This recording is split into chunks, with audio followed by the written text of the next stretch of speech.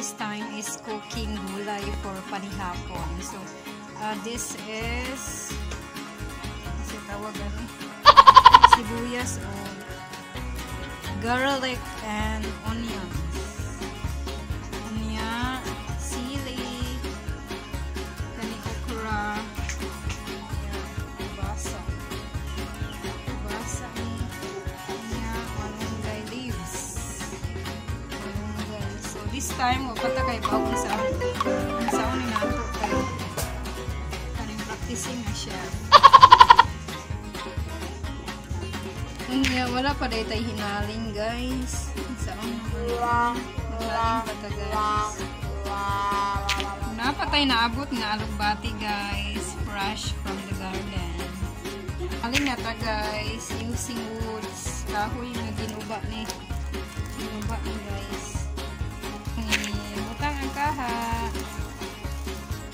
Saong nahuna-hunaan guys. Nagisa na lang ko guys. Butangan na nagmantika guys. Very smoky. Mga panakot, idungan raman ni ang garlic o onions guys. Same raman na sila. Then squash.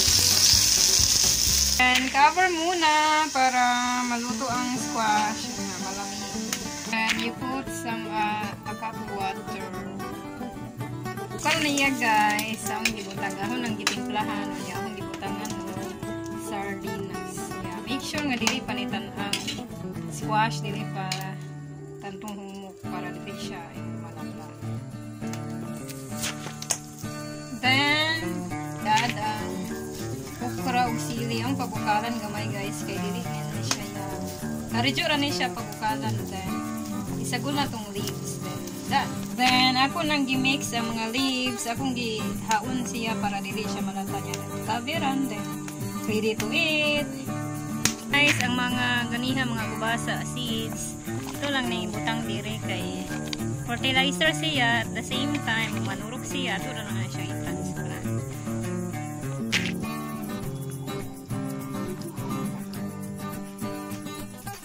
Lutong bahay na gulay.